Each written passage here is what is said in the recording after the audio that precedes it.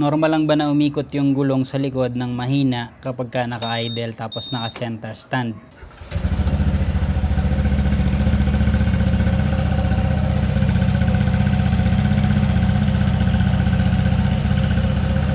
Normal lang yan, yung ganyang mahina na ikot. Ang hindi normal yung kapag binaba mo siya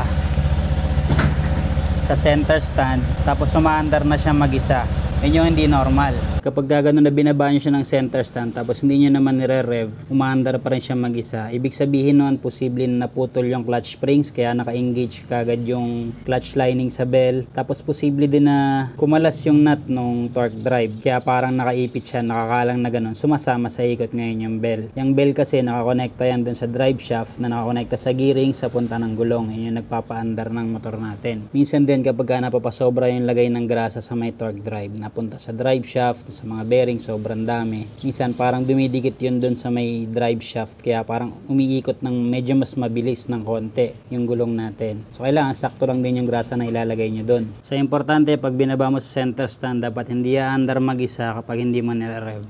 Normal yung konting ikot habang naka-idle yung motor.